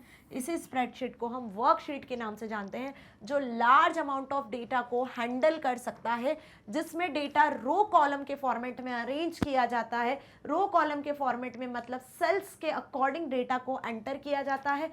एक पर्टिकुलर शीट में मल्टीपल रो कॉलम होते हैं, मल्टीपल सेल्स होती है। सो लार्ज अमाउंट में डेटा आप यहाँ पर इजीली कैलकुलेट करवा सकते हो, उसको मैनिपुलेट करवा सकते हो, हैंडल कर सकते हो, राइट। अच्छे से समझ में आया किस तरीके से टेबुलर फॉर्मेट में यहाँ आप डेटा क्रिएट कर सकते हो। So spreadsheet is like a table, is like a grid structure in which data can be spread in tabular form consisting of rows and columns. Using a spreadsheet data can be organized easily। देखो अब कोई भी data यदि आप paragraph wise लिख दोगे बिना comma space वगैरह लगाए, ठीक है, तो वो ज़्यादा अंडरस्टैंडेबल नहीं होगा, ऑर्गेनाइज्ड वे में नहीं होगा। लेकिन वही उस डेटा को यदि आप प्रॉपर फॉर्मेट में, टैबुलर फॉर्मेट में स्पेसिफाई करोगे तो वो ज़्यादा अंडरस्टैंडेबल होगा। तो एक्सेल में स्प्रेडशीट आपको यही ऑर्गेनाइज्ड वे प्रोवाइड करता है, एक स्ट्रक्चर्ड वे में आप यहाँ पे डेटा को मेंटेन कर सकते हो। सो इसी को हम क्या कहते हैं? वर्कशीट भी कहते हैं, ओके। अब एक्सेल में वर्कबुक में मल्टीपल वर्कशीट्स क्रिएट आप कर सकते हो। Now what is a cell? Cell क्या होता है? What does it contain and hold? Cell क्या कंटेन करता है, किस टाइप का डेटा कंटेन करता है? सेल होता क्या है? तो रो कॉलम के इंटरसेक्शन से जो क्रिएट होता है वो सेल होता है। एक वर्कशीट में मल्टीपल रो मल्टीपल कॉलम्स होते हैं और उन्हीं के इंटरसेक्शन से क्रिएट होने वाली सेल होती है जो रेक्टेंगुलर शेप की होती है। जो भी डेटा आपको एंटर करना होता है आप उस सेल में एंटर करते हो। तो सेल के होल्ड्स डेटा। डेटा किस टाइप का हो सकता है? सो सेल में आप textual data, numeric data, date type data, कैसा भी डेटा आप एंटर कर सकते हो एक्सेल शीट में, right? So a cell is an intersection of row and column. देखो जो मैंने समझाया वही लाइन लिखी हुई है कि cell is an intersection of rows. ये कुछ रोज मैंने बनाई, नाउ मैंने कुछ कॉलम्स क्रिएट किए। तो रो कॉलम के इंटरसेक्शन से जो बन रहा है वो क्या क्रिएट हो रही है? सेल्स क्रिएट हो रही हैं, राइट, इन अ वर्कशीट। और इस पर्टिकुलर स्ट्रक्चर को हम क्या कहते हैं? वर्कशीट कहते हैं। Okay, now in it is rectangular in shape. Obvious ये रेक्टेंगुलर शेप में क्रिएट होती है। Each cell is identified by its column letter and row number. हर एक सेल को आप आइडेंटिफाई कर सकते हो उसके रो नंबर और सेल कॉलम हेडर से, ठीक है? Row number like this 1 2 3 row numbers होते हैं और कॉलम के हेडर्स की बात कर लें तो कॉलम में कुछ इस तरीके से लेटर्स होते हैं। किसी भी एक इंडिविजुअल सेल की यदि हम बात करें, सपोज मैं बात कर रही हूँ यहाँ पर इस पर्टिकुलर सेल की, किस सेल की? इस पर्टिकुलर सेल की। तो ये सेल हमने अभी सिलेक्ट की हुई है। इस सेल का क्या एड्रेस होगा, कैसे आप इसे आइडेंटिफाई करोगे? सो इसे आइडेंटिफाई करेंगे हम इसके कॉलम अल्फाबेट के थ्रू, कॉलम लेटर के थ्रू, साथ ही उसके रो नंबर के थ्रू। तो कॉलम क्या है यहाँ पे? सी कॉलम है और थर्ड रो है। तो ये कौन से नंबर की सेल आपने सिलेक्ट की हुई है? C3 सेल सिलेक्ट की हुई है, राइट? सो C3 क्या हो जाएगा? इस सेल का एड्रेस हो जाएगा। So each cell is identified by its column letter and its row number, which is known as cell address, जिसे क्या कहते हैं हम एक्चुअली? सेल एड्रेस के नाम से जानते हैं, ठीक है? चलिए, a cell is use to store data. Cell में आप डेटा को स्टोर करते हो। सेल बेसिकली डेटा को स्टोर करने के लिए यूज किया जाता है। किस टाइप का डेटा आप स्टोर कर सकते हो? Such as text, numbers, formulas, functions etcetera. Number type का, formula type, function type values, आप data type, date and time type, कैसी भी वैल्यूज आप यहाँ स्टोर करवा सकते हो। एक सिंगल सेल में कितने कैरेक्टर्स आप एंटर कर सकते हो? So a single cell contain up to 32,767 characters. कितने कैरेक्टर्स? 32,767 कैरेक्टर एक सेल में आप एंटर कर सकते हो, राइट? और एक वर्कशीट में कितनी सेल्स होती हैं? एक वर्कशीट में 1 मिलियन अप्रॉक्स सेल्स एग्जिस्ट करती हैं। ओके, तो इतना अच्छे से समझ में आ गया कि सेल के बारे में लिखने को आया तो क्या लिख कर आ सकते हो? इन्हें आप पॉइंट वाइज भी लिख सकते हो। ओके, चल, What are sheet tabs? Sheet tabs क्या होते हैं भाई? शीट टैब्स क्या होते हैं? सो किसी भी वर्कबुक में वर्कशीट्स होती हैं और एक वर्कबुक में डिफॉल्ट कितनी शीट्स होती हैं? 3 शीट्स होती हैं, शीट 1, शीट 2, शीट 3। जहां पर ये तीनों शीट्स लोकेट होती है उसे हम कहते हैं शीट टैब। कहाँ लोकेट होती है? एक्सेल विंडो में बॉटम पे, स्टेटस बार के जस्ट ऊपर लेफ्ट साइड में। स्टेटस बार सबसे बॉटम में होता है, तो बॉटम लेफ्ट साइड में आपको शीट टैब्स दिखते हैं जिसमें डिफॉल्ट 3 शीट्स दिखती हैं। So sheet tabs appear at the bottom left of Excel window just above the status bar. Every new workbook which you open, जब भी आप कोई नई वर्कबुक ओपन करते हो, एक्सेल को ओपन करते हो, तो एक नई वर्कबुक ओपन होती है that contains 3 blank sheets। क्या? that contains 3 blank sheets। किस नाम से आपको वो शीट दिखती है? named as sheet 1, sheet 2 and sheet 3। So when you click on a particular sheet tab, आप इनमें से जिस भी किसी शीट पर क्लिक करते हो, that worksheet becomes active। वही वर्कशीट एक्टिव हो जाती है। आप फिर उस वर्कशीट में डेटा को एंटर कर सकते हो। Now you can add more worksheet also in a workbook according to your need। अपनी नीड के अकॉर्डिंग आप और वर्कशीट्स को भी ऐड कर सकते हो। वर्कशीट्स को आप डिलीट कर सकते हो, एग्जिस्टिंग वर्कशीट को आप रीनेम भी कर सकते हो। सो एक्सेल का जो स्क्रीन होता है उस स्क्रीन में सबसे लास्ट में अवेलेबल होती है क्या? स्टेटस बार, जो अभी हमने कंपोनेंट्स में डिस्कस किया हुआ था, राइट? स्टेटस बार के जस्ट ऊपर लेफ्ट साइड में आपको यहाँ पे शीट टैब दिखता है जिसमें sheet 1, sheet 2, sheet 3, 3 sheets default आपको यहाँ पे दिखती है। किसमें? किसी भी एक वर्कबुक में। किसी भी एक वर्कबुक में आपको 3 शीट्स दिखती है, तो शीट टैब में आपको ये तीनों शीट अरेंज्ड मिलती हैं। आप यहाँ से शीट को डिलीट कर सकते हो, इंसर्ट कर सकते हो, ठीक है, शीट का नाम भी चेंज कर सकते हो।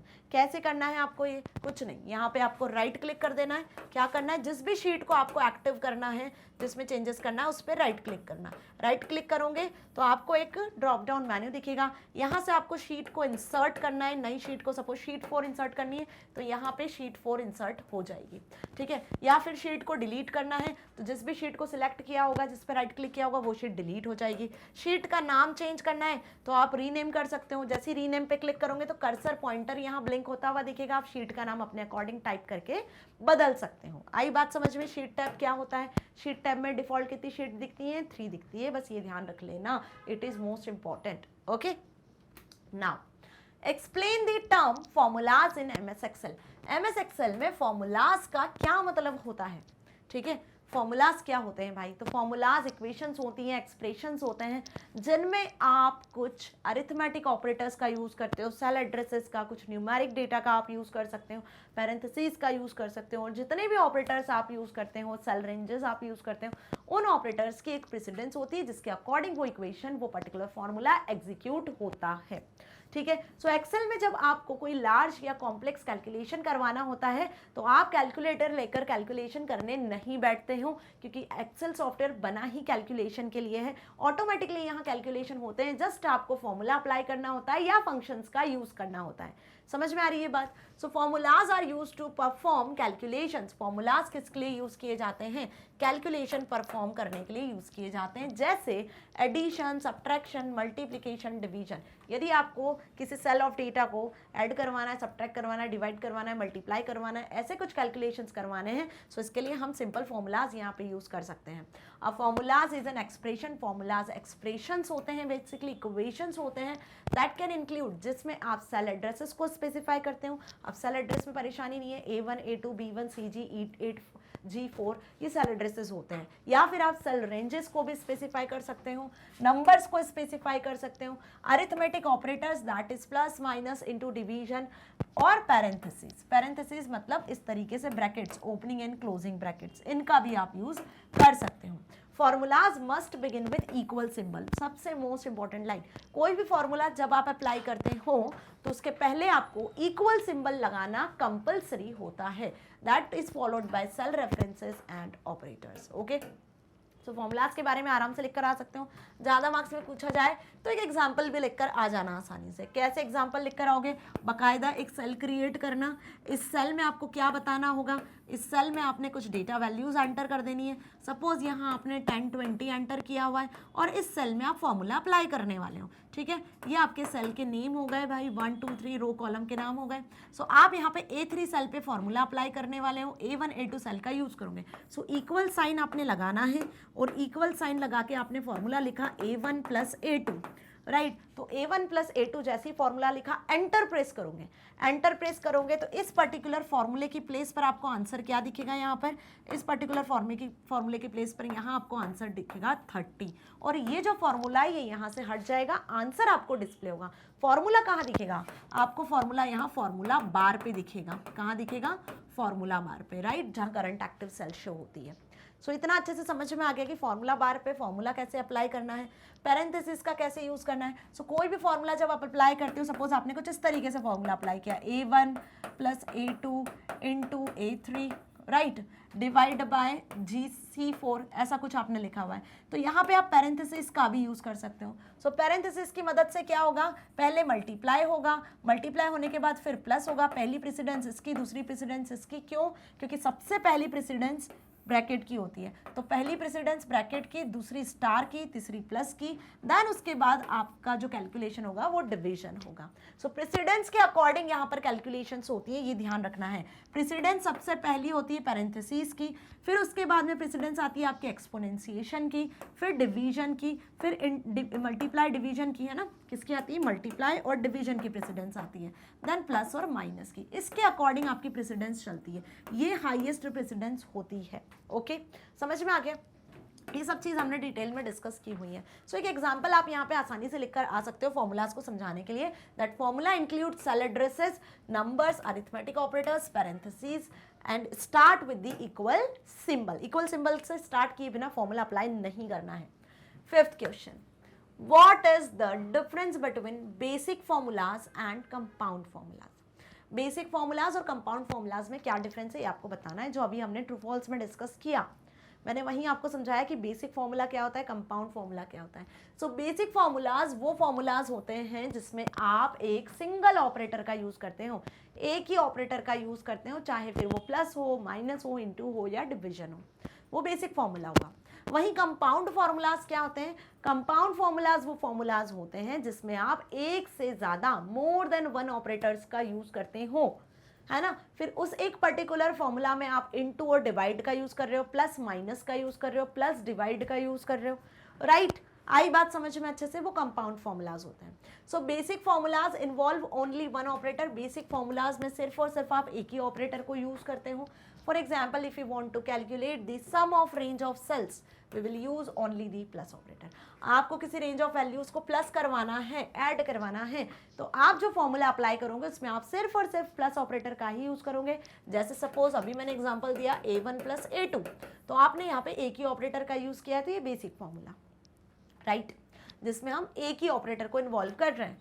कंपाउंड फॉर्मूलाज क्या हुआ, compound formulas are used when we need more than one operator, जब आपको एक से ज्यादा ऑपरेटर की जरूरत पड़ती है।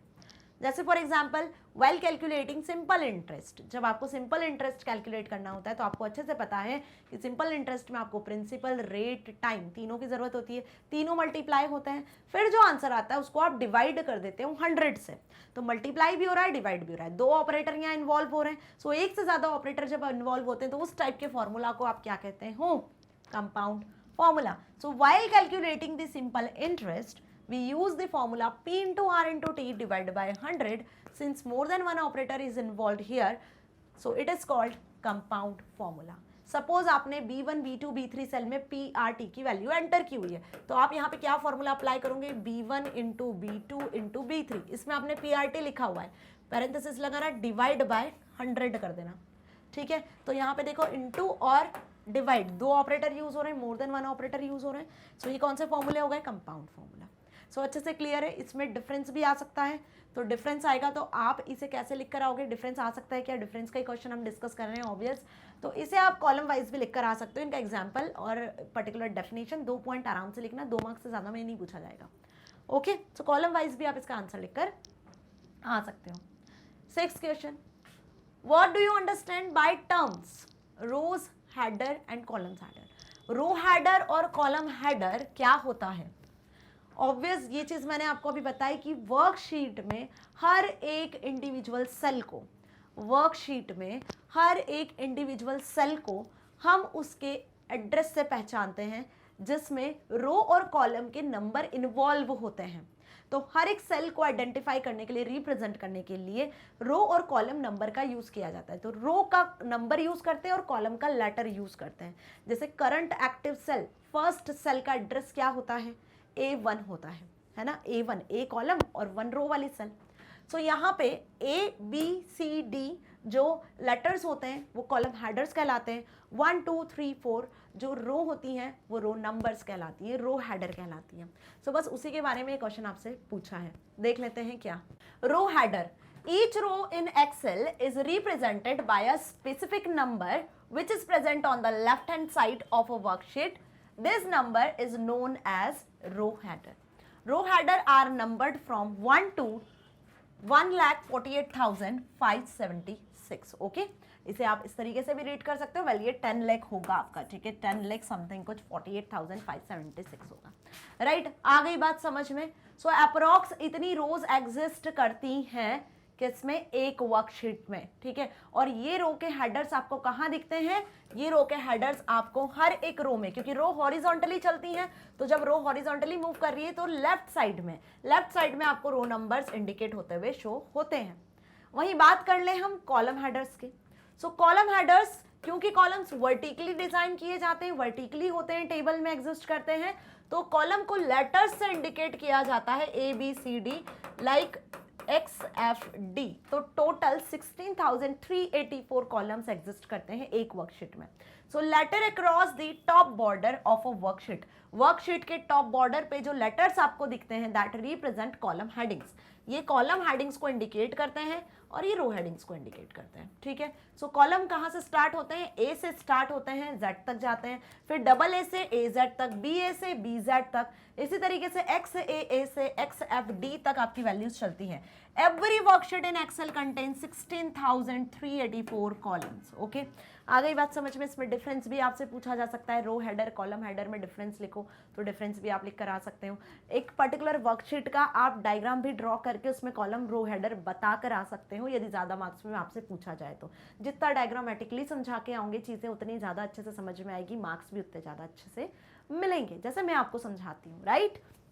7th question, explain the difference between a worksheet and a workbook with the help of an example। ठीक है, आपको अब यहाँ पे वर्कशीट और वर्कबुक में डिफरेंस बताना है। बहुत इजी है, आपकी आईटी की बुक है, उसमें मल्टीपल पेजेस हैं, तो हर एक पेज को हम शीट मान लेते हैं और एक बुक में आपके मल्टीपल शीट्स हैं, तो आपकी आईटी की बुक वर्कबुक बन गई जिसमें 100-200 पेजेस है, तो 100-200 वर्कशीट्स हो गई। आई बात समझ में। जैसे एक बुक में मल्टीपल पेजेस होते हैं, बिल्कुल वैसी एक्सेल में वर्कबुक क्रिएट करते हो और उस वर्कबुक में आप एनी नंबर ऑफ वर्कशीट्स को क्रिएट कर सकते हो, मल्टीपल वर्कशीट्स को आप क्रिएट कर सकते हो। So workbook is a collection of worksheets और worksheet is a collection of rows and columns that makes cells, जहां आप डेटा एंटर करते हो। क्लियर। सो डिफरेंस आप अगेन कॉलम वाइज लिखकर आ सकते हो। A worksheet denotes a single spreadsheet, worksheet एक सिंगल स्प्रेडशीट पेज को डिस्प्ले करता है, ठीक है, डिनोट करता है। On the other hand a workbook is a collection of all such worksheets in a single file. So workbook क्या है, इन सभी वर्कशीट का कलेक्शन है। By default a workbook consist one और मोर वर्कशीट, बाय डिफॉल्ट क्या होता है, एक वर्कबुक में एक से ज्यादा वर्कशीट होती है। कितनी होती है, 3 वर्कशीट होती है डिफॉल्ट। शीट टैब में शीट 1, शीट 2, शीट 3 देखा हमने। For example your text book is like a workbook, जो एग्जाम्पल मैंने दिया, जो आपकी आईटी की टेक्स्ट बुक्स है, सपोज वो वर्कबुक है और हर एक पेज कैसे एक्ट कर रहा है, किस तरीके से ट्रीट करता है, एक इंडिविजुअल वर्कशीट की तरह। ठीक है, कोई डाउट नहीं है यहाँ पे, आराम से आंसर लिख कर आ सकते हो ना। चलिए 8th क्वेश्चन डिस्कस कर लेते हैं। Describe the types of data that you can enter in a spreadsheet.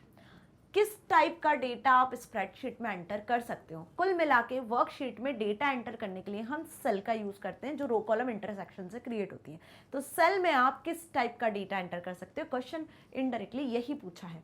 So number type का, टेक्सचुअल टाइप का, डेट टाइम टाइप का डेटा आप एंटर कर सकते हो, है ना।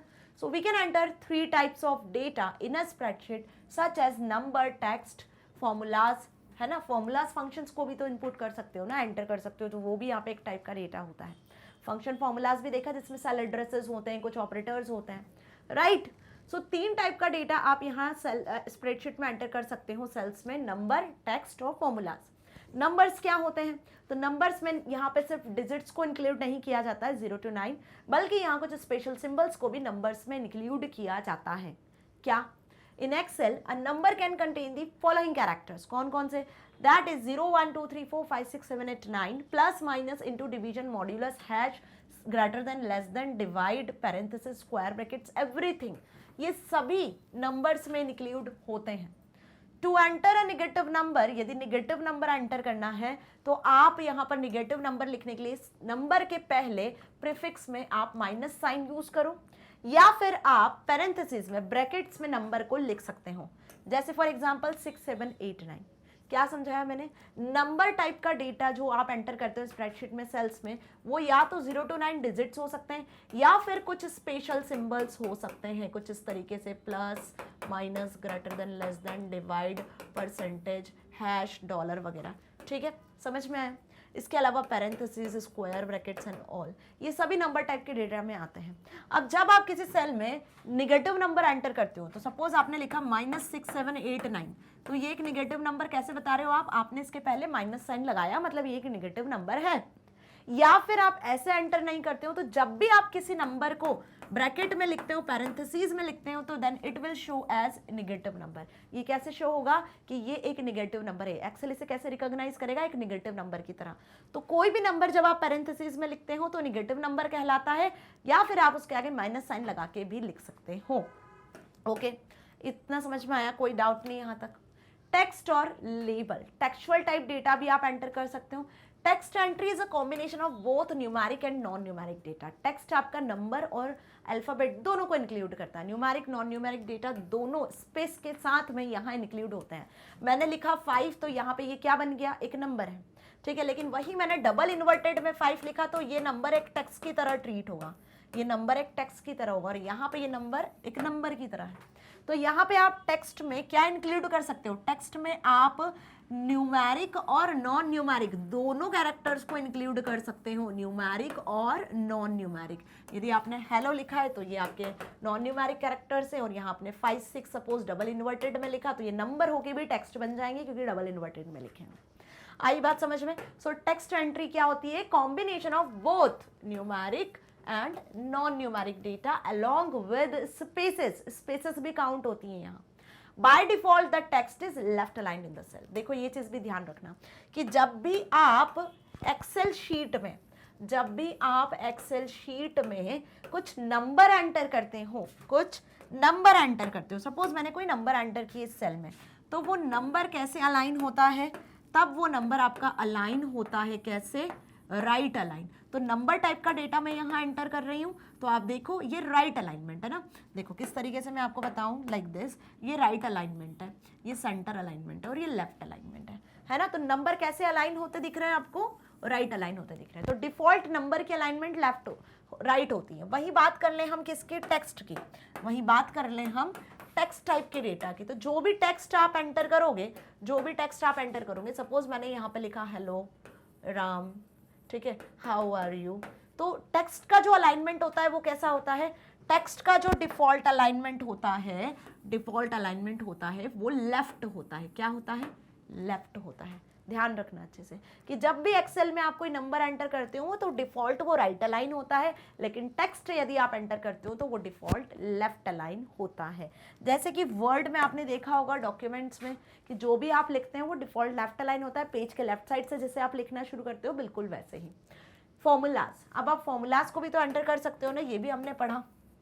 क्यों, क्योंकि फॉर्मूलाज इक्वल साइन के साथ एंटर किए जाते हैं। हमेशा कोई भी फंक्शन फॉर्मूला लिखते हो तो इक्वल साइन के साथ लिखते हो। सो फॉर्मूलाज में कैसा कंटेंट होता है, फॉर्मूलाज में आप इंक्लूड करते हो ऑपरेटर्स को, plus minus into division like, numbers को, साथ ही आप यहाँ पे सेल एड्रेसेस को स्पेसिफाई करते हो, cell addresses, range of cells को स्पेसिफाई कर सकते हो। So a formula is a symbolic expression और equation that can include numbers, cell addresses, arithmetic operators, parentheses. Formulas in MS Excel must begin with equal symbol followed by cell references and operators just like this. अब formulas के बारे में हम detail में पढ़ चुके हैं। So इस तरीके की एंट्री आप कर सकते हो सेल में। कितना डेटा एंटर कर सकते हो, नंबर टाइप का, टेक्स्ट और लेबल टाइप का, फॉर्मूलाज टाइप का, डेट टाइम टाइप का डेटा भी आप एंटर कर सकते हो, राइट। सो इसमें कोई डाउट नहीं, अच्छे से लिख कर आ सकते हो ना answer. Now 9th question, what is formula? Give an example. Obvious formula क्या होता है, example के साथ बताओ, अभी डिस्कस किया है। So formula is an expression that can include cell addresses, number, arithmetic operator, parentheses. The result of the calculation is displayed in the cell where the formula is entered. जहां भी आप formula enter करते हो जिस भी cell में, तो formula enter करने के बाद जैसे ही एंटर प्रेस करते हो तो फॉर्मूले का रिजल्ट आपको डिस्प्ले होता है। फॉर्मूला आपको कहाँ शो होगा, फिर फॉर्मूला बार में। सो फॉर्मूला बार होती ही इसलिए ताकि जो भी फॉर्मूला आपने सेल पे अप्लाई किया हुआ है फॉर्मूला आप देख सको, ठीक है, उसमें चेंजेस कर सको। बाकी सेल में फॉर्मूले का रिजल्ट डिस्प्ले होता है, ठीक है। So formula must begin with equal symbol follow by cell reference and operators. For example equals to A2 plus A3। So example के साथ में आपको ये आंसर को लिखना है। सो आराम से इस आंसर को अब आप लिख कर आ चुके हो सकते हो क्योंकि हमने डिटेल में फॉर्मूलाज के बारे में पढ़ लिया है। फंक्शंस क्या होते हैं, देखो ये भी बहुत इंपॉर्टेंट है। ये जितने क्वेश्चंस मैं बता रही हूँ एज इट इज एग्जाम में पूछे जाते हैं, एज इट इज। सो अच्छे से कर लेना इन्हें, है ना। फंक्शंस क्या हुए, functions are pre designed formulas, functions क्या होते हैं, पहले से डिजाइन फॉर्मूलाज होते हैं एक्सेल में, ठीक है, पहले से डिजाइन बिल्ट इन फॉर्मूलाज होते हैं जो कि कुछ ना कुछ टास्क को परफॉर्म करते हैं, that is used to perform simple and complex calculation. Simple और कॉम्प्लेक्स कैलकुलेशंस के लिए बेसिकली इनका यूज किया जाता है। They accept arguments and return values, ये आर्ग्यूमेंट्स को एक्सेप्ट करते हैं एज एन इनपुट वैल्यूज और उन पर ऑपरेशन परफॉर्म करने के बाद आंसर रिटर्न करते हैं, वैल्यूज को रिटर्न करते हैं, जो भी रिजल्ट होता है उससे रिटर्न करते हैं। Since a function cannot exist on its own, it must always be a part of a formula. Function कोई भी अकेला एग्जिस्ट नहीं करता है, वो एक फॉर्मूले का ही पार्ट होता है। जैसे मैंने बताया आपको कि A1 प्लस A2 सेल में जो लिखा है आपको उसको ऐड करवाना है, तो आप या तो इस तरीके से फॉर्मूला अप्लाई करो। अब फॉर्मूला सपोज यहाँ तो 2 ही सेल एड्रेसेस हैं, 2 ही सेल को आपको ऐड करवानी है। सपोज आपको यहाँ 10 सेल को ऐड करवाना होता तो आपके लिए ये लिखना थोड़ा सा टिपिकल होता फॉर्मूला लिखना, तो यहाँ पे आप क्या करते हैं, सेल रेंज का यूज कर लेते हैं, फंक्शन का यूज कर लेते हैं। तो एक तरीके से फंक्शन क्या होता है, फॉर्मूला ही होता है। तो हमने यहाँ पे एक फंक्शन यूज कर लिया सम नाम का, जो क्या करेगा, A1 से लेकर A10 की रेंज में जो सेल्स हैं उनमें जो डेटा लिखा हुआ है उसको ऐड कर देगा। तो यहाँ पे आप सेल रेंज स्पेसिफाई कर दोगे A1 कॉलन A10 की A1 से A10 में जितने भी सेल में डेटा लिखा हुआ है A1 A2 A3 A4 A5 A6 7 8 9 10 में, वो सभी क्या हो, ऐड हो जाए, सम हो जाए। तो सम फंक्शन में पैरेंथेसिस में आपने एज ए आर्ग्यूमेंट रेंज पास कर दी कि A1 से A10 तक जितनी भी सेल्स में जो वैल्यूज लिखी हुई है वो एज ए इनपुट इस फंक्शन के पास आए और सम फंक्शन उन्हें ऐड करे, और जिस सेल में आपने ये फॉर्मूला अप्लाई किया उस सेल में फिर आपको सम फंक्शन आंसर रिटर्न करेगा। सो आ गई मेरी बात समझ में कि ये जो फंक्शन है ये भी एक तरीके का फॉर्मूला ही है, ठीक है। फॉर्मूले में गलती हो सकती है सेल एड्रेसेस लिखने में, ऑपरेटर्स वगैरह लगाने में, लेकिन फंक्शन प्री डिजाइंड है। अब ये सम फंक्शन पहले से बना हुआ है एक्सेल में, ठीक है, तो आप इसको एज इट इज यूज कर सकते हो। लेकिन यदि आप सम की जगह ऐड फंक्शन यूज करोगे तो ये एप्लीकेबल नहीं होगा, ये इनवैलिड होगा, क्योंकि ये एक्सेल में ऐड नाम से नहीं सम नाम से बना है, तो आपको वैसे ही यूज करना होगा। क्लियर हो रहा है मेरी बात अच्छे से? सो फंक्शन कभी भी गलती नहीं कर सकते हो आप फंक्शन में, क्योंकि आपको पता होता है कि ये फंक्शन इस टास्क के लिए बना हुआ है, इस फंक्शन से ये टास्क परफॉर्म होने वाला है। So functions are made up of 2 parts, function 2 part में बने होते हैं। पहला होता है आर्ग्यूमेंट्स और दूसरा होता है फंक्शन का स्ट्रक्चर, ठीक है। सो जैसे मैंने बताया सम फंक्शन, पहली बात तो फंक्शन को भी जैसे फॉर्मूला स्टार्ट करते हो वैसे इक्वल साइन से शुरू करना है। स्ट्रक्चर की बात कर रहे हैं हम, तो ये होता है फंक्शन का स्ट्रक्चर। क्या होता है ये ओवरऑल फंक्शन का स्ट्रक्चर होता है, जिसमें आप क्या इंक्लूड करते हो, जिसमें आप इक्वल साइन इंक्लूड करते हो, फंक्शन का नाम लिखते हो। इक्वल साइन की हर एक फंक्शन का स्ट्रक्चर यही होगा, वो इक्वल साइन से ही शुरू होगा, फंक्शन का नाम ही लिखना पड़ेगा, और फंक्शन में जो वैल्यूज आपको पास करनी है वो ओपनिंग क्लोजिंग पैरेंथेसिस में, ओपनिंग क्लोजिंग ब्रैकेट में ही पास करनी होगी। सो हर एक फंक्शन का स्ट्रक्चर बिल्कुल ऐसे ही होगा, ठीक है, कि इक्वल साइन लिखना है, मिन मैक्स अप्लाई करना है तो फंक्शन का नाम मिन मैक्स लिख देना है, वही पैरेंथेसिस लगानी है। अब बात करते हैं आर्ग्यूमेंट्स। तो आर्ग्यूमेंट्स आप यहाँ पैरेंथेसिस में देते हो।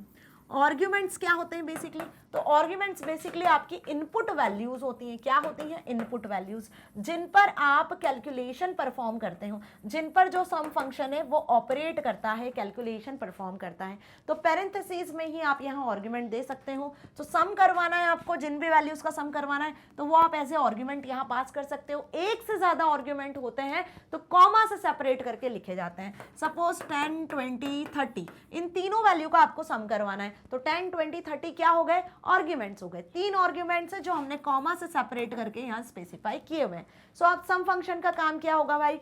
10 20 30 तीनों को प्लस करना, और प्लस करके जिस सेल में आपने ये फंक्शन अप्लाई किया है वहां पर इसका आंसर रिटर्न कर देना। तो सम फंक्शन क्या जनरेट करेगा? 10 20 30 दैट इज 60 आंसर जनरेट कर देगा।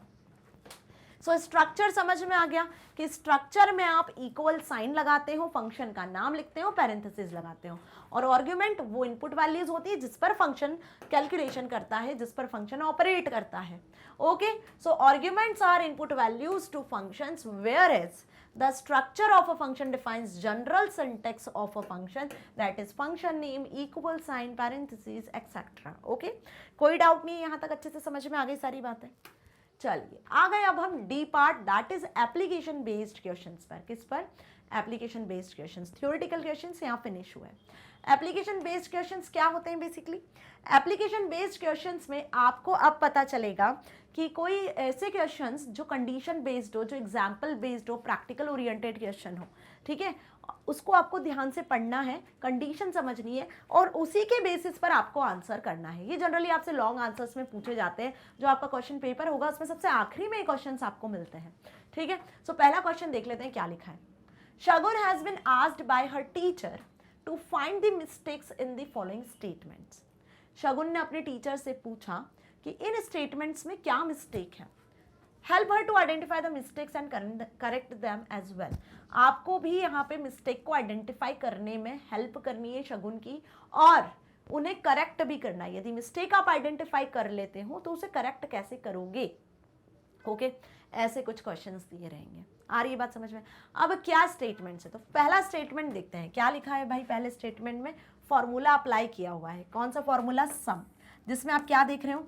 सम फॉर्मूला में B5 कॉलन B10, मतलब कि एक्सेल शीट में क्या बता रही हूं मैं कि एक्सेल शीट में जो A और B ऐसे जो कॉलम्स होते हैं उनमें कौन से कॉलम्स की बात कर रहे हैं हम? यहाँ पे बात कर रहे हैं हम B5 से लेकर B10 कॉलम की। 5, ओके, लिख देती हूँ मैं यहाँ पे 5, 6, 7, 8, 9 और 10।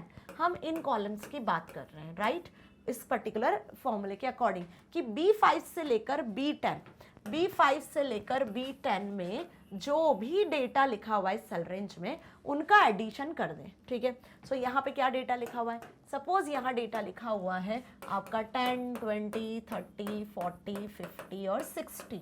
ये B5 वाली सेल हो गई, और B5 से लेकर B10 में जो डेटा लिखा हुआ है उसका एडिशन करवाना है। सो B1 आपकी स्टार्टिंग रेंज और B5 आपकी ending range, ending cell range address, C के अकॉर्डिंग एडिशन होना चाहिए। सो यहाँ पे स्टेटमेंट ध्यान से देखो, क्या स्टेटमेंट सही लिखा है, इसमें कोई मिस्टेक है या नहीं है। होती है तो करेक्ट स्टेटमेंट क्या लिखोगे आप? सो यहाँ पे देखो स्टेटमेंट आपको लिखा हुआ है सम B5 कॉलन B10 पैरेंथेसिस में, तो यहाँ कोई मिस्टेक आपको दिख रही है क्या? बहुत मेजर मिस्टेक है यहाँ पर, बार बार हम पढ़ते आए अभी तक। क्या मिस्टेक है यहाँ पर कि इक्वल साइन का यूज नहीं किया है, इक्वल साइन का यूज नहीं किया है, डायरेक्ट सम फंक्शन अप्लाई कर दिया है ना। कोई भी फंक्शन, कोई भी फॉर्मूला जब आप अप्लाई करते हो तो इक्वल साइन के साथ स्टार्ट करते हो, इक्वल साइन के साथ उसे लिखते हो, तो करेक्ट वे क्या होगा? Equal sign. यहाँ पे इक्वल साइन मिसिंग है, ओके। नेक्स्ट देखो क्या लिखा है, formula is equals to sum 1 semicolon 2 semicolon 3। अब इस वाले पर्टिकुलर स्टेटमेंट में क्या मिस्टेक दिख रही है? इक्वल साइन भी लगाया है, सम फंक्शन का यूज भी किया है, पैरेंथेसिस भी लगाया है, 1, 2, 3 आर्ग्यूमेंट भी दिया हुआ है, लेकिन ये जो आर्ग्यूमेंट है ये किससे सेपरेट किए हैं? सेमीकोलन से। क्या सेमीकोलन से सेपरेट होते हैं क्या? नहीं। आर्ग्यूमेंट किससे सेपरेट होते हैं? कॉमा से सेपरेट होते हैं। तो मिस्टेक क्या कर दी यहाँ पर? सेमीकोलन लगा दिया, कॉमा लगना चाहिए था, ये करेक्ट वे होगा, है ना। क्या लगा दिया यहाँ? सेमीकोलन। तो सेमीकोलन नहीं आएगा, कॉमा लगाना है आपको, ठीक है। सो क्या करेक्ट वे हो जाएगा यहाँ पे? इक्वल सम 1, 2, 3। तो सम फंक्शन क्या करेगा? 1, 2, 3 को प्लस कर देगा और 6 एज ए आउटपुट आपको रिटर्न करेगा। तो करेक्ट वे इज दिस। आ रही है बात समझ में? मिस्टेक समझ में आ रही है? क्या मिस्टेक है, किस तरीके से आपको करेक्ट करना है, राइट। तो देख लो आंसर क्या लिख कर आओगे एग्जाम में। सो फर्स्ट वाले में a formula must begin with equal sign, ये मिस्टेक थी। कैसे सही किया? इक्वल साइन लगा के सही कर दिया। दूसरा क्वेश्चन देखो, इक्वल साइन सम 1, 2, 3। तो यहाँ पे 1, 2, 3 जो आर्ग्यूमेंट पास किए हैं वो सेमीकोलन से सेपरेट करके पास किए हैं। तो arguments must be separated by colon और कॉमा। या तो स्पेसिफाई करते हो जब रेंज, सेल रेंज स्पेसिफाई करते हो तो कॉलन का यूज करते हो, या वैल्यूज स्पेसिफाई कर रहे हो तो कॉमा का यूज करते हो, है ना। जैसे यहाँ देखो सेल रेंज स्पेसिफाई किया है तो कॉलन यूज किया है, लेकिन जब इस तरीके से नंबर स्पेसिफाई करोगे तो आप कॉमा का यूज करोगे, जैसे यहाँ यूज कर लिया। ये देखो सम 1, 3, सम 1, 2, 3।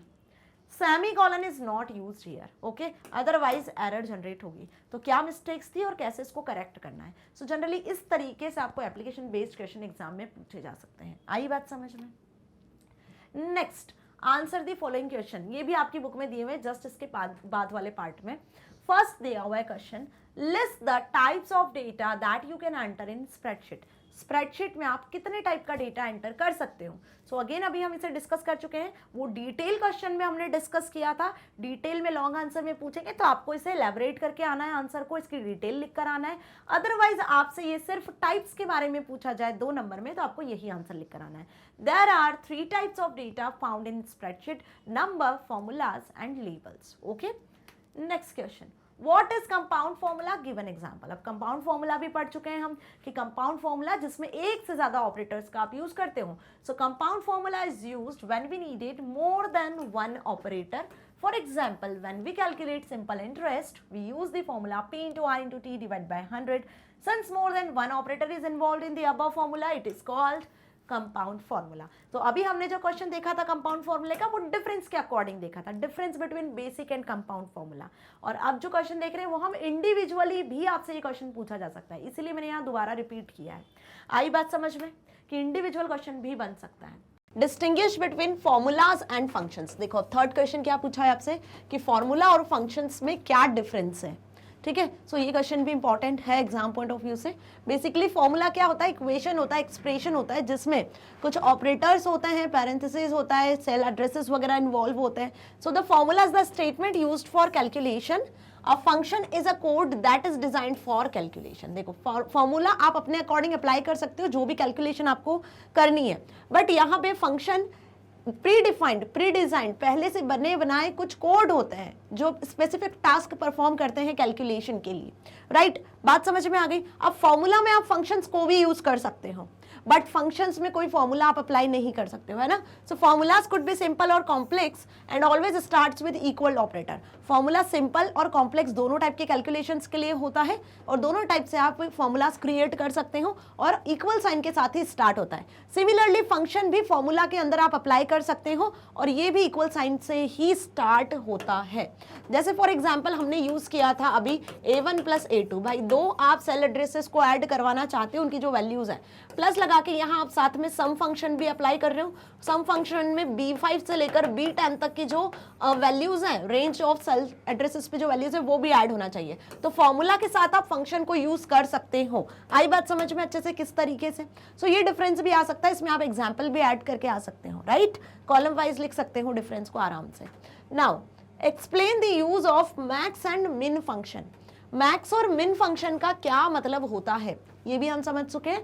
Max largest value find out करने के लिए फंक्शन यूज किया जाता है, max minimum value smallest value find out करने के लिए. सो द मिन function returns the smallest value of the selected column and the max function returns the largest value of selected column. Right, किस तरीके से यूज करना है इन function को भी, इक्वल का साइन लगा के आपको यूज करना है. मैक्स फंक्शन यूज कर लिया. अब जिस भी सेल्स में, जिस भी कॉलम में, सपोज B5 से लेकर B10 के कॉलम में आपको मैक्सिमम वैल्यू निकलवानी है तो आप इस तरीके से लिख सकते हो. तो जो भी पर्टिकुलर वैल्यू मैक्सिमम होगी B5 से B10 में 5 पर्टिकुलर सेल्स में से, वो आंसर आपको रिटर्न हो जाएगा. वहीं मिनिमम के लिए आप मिन फंक्शन का यूज करते हो. सिमिलरली आप मिनिमम यूज कर सकते हो या फिर आप यहाँ पे एज ए आर्ग्यूमेंट वैल्यूज को भी पास कर सकते हो. जैसे सपोज हम यूज कर लेते हैं मैक्स फंक्शन और यहाँ मैंने कुछ वैल्यूज पास कर दिया 10, 20, 90, 8. तो मैक्सिमम वैल्यू क्या फाइंड आउट हो जाएगी, यहाँ 90. उसी तरीके से मिनिमम फंक्शन अगर अप्लाई कर देते हो यहाँ पर तो मिनिमम वैल्यू क्या फाइंड आउट हो जाएगी, 8. ओके, सो आ गई बात समझ में अच्छे से. आप ये एग्जाम्पल को भी स्पेसिफाई करके आ सकते हो इस पर्टिकुलर क्वेश्चन में कि मैक्स मीन फंक्शन क्या करता है, तो क्या रिटर्न करता है, मैक्स लार्जेस्ट वैल्यू, और मीन क्या रिटर्न करता है, smallest value. Right, now describe the use of count function. Count function का क्या यूज होता है. काउंट फंक्शन पहले भी हमने देखा है ना. So count function basically count करता है नंबर ऑफ सेल्स को जिसमें न्यूमेरिक एंट्रीज हो या डेट टाइप वैल्यूज हो या फिर कुछ फॉर्मूलाज अप्लाई किए गए हो, है ना. So count function counts the number of cells that can numbers and counts numbers within the list of arguments. Use the count function to get the number of entries in a number field that is a range of array of numbers. Okay, so यहाँ पे हम count function का use number type values को count करवाने के लिए करते हैं. किसी सेल में यदि टेक्सचुअल डेटा लिखा है तो उसे काउंट नहीं करेगा, सिर्फ नंबर टाइप एंट्रीज या डेट टाइप वैल्यूज को ही काउंट करेगा. टेक्सचुअल एंट्री, स्पेस या फिर और कोई फॉर्मेट में लिखा होगा कोई कैरेक्टर तो वो काउंट नहीं होता है. काउंट फंक्शन क्या करता है, सिर्फ नंबर टाइप वैल्यूज को काउंट करता है. ओके, इसका एग्जांपल भी हम प्रीवियसली देख चुके हैं. या फिर काउंट फंक्शन में आप कुछ आर्ग्यूमेंट लिखते हो कुछ इस तरीके से, काउंट फंक्शन में आपने कुछ आर्ग्यूमेंट्स लिखे हैं, मैं कॉमा लगा के, सपोज मैंने यहाँ पर कुछ वैल्यूज लिखी हुई है, राइट, क्या मैंने यहाँ कुछ वैल्यूज लिखी है, तो काउंट फंक्शन क्या करेगा, अब ये सारी नंबर टाइप वैल्यूज हैं तो इन्हें काउंट करेगा 1 2 3 4 5, और आंसर में आपको क्या मिलेगा 5 रिटर्न होगा कि 5 आर्ग्यूमेंट्स आपने पास किए हुए हैं, 5 नंबर्स यहाँ आपने पास किए हुए हैं, सो काउंट हो जाएंगे, राइट। सपोज यहाँ मैंने डबल इन्वर्टेड में 3 को लिख दिया, तो 3 नंबर है लेकिन डबल इन्वर्टेड में लिखा है तो टेक्सचुअल डेटा बन गया, क्या बन गया, ये एक टेक्सचुअल डेटा बन गया। तो अब यहाँ पे आउटपुट क्या आएगा 1 2 3 और 4, ये टेक्सचुअल डेटा काउंट नहीं होगा, सो काउंट फंक्शन कितनी वैल्यूज काउंट करके देगा आपको, 4 वैल्यूज काउंट करके रिटर्न करेगा।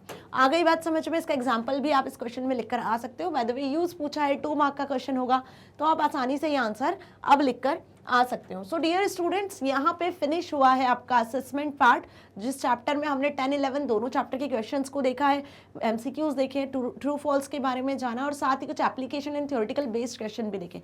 होप अब आपको ये आइडिया लग गया होगा कि पर्टिकुलर इन चैप्टर से यदि कुछ क्वेश्चंस बनते हैं तो किस तरीके के बनते हैं, कैसे पूछे जाते हैं और क्या इंपॉर्टेंट क्वेश्चंस हो सकते हैं।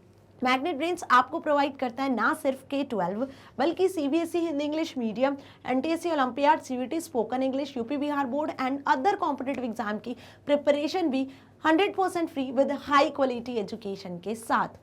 और अब तो डियर स्टूडेंट्स, मैग्नेट ब्रेन्स आपको प्रोवाइड कर रहा है बुक्स और ई बुक्स की फैसिलिटी भी, मतलब यदि आप चाहते हो किसी भी सब्जेक्ट से रिलेटेड बुक्स ई बुक्स को एक्सेस करना या फिर आप किसी स्पेशल बुकलेट को एक्सेस करना चाहते हो जैसे कि MCQ booklet, sample paper booklet, previous year question paper booklet, तो पॉसिबल क्या है, मैग्नेट ब्रेन्स ने सिर्फ और सिर्फ आपके लिए एक्सपर्ट टीचर्स के थ्रू बनाई गई हैं ये बुक्स। कैसे एक्सेस करोगे, डिस्क्रिप्शन में आपको बुक्स ई बुक्स की लिंक दिख जाएगी, उस पर क्लिक कर देना, जैसे क्लिक करोगे तो एक गूगल फॉर्म आपके सामने ओपन होगा, उस फॉर्म को फिल कर देना, टीम आपसे कंसल्ट करेगी और आपको ये फैसिलिटी प्रोवाइड करेगी।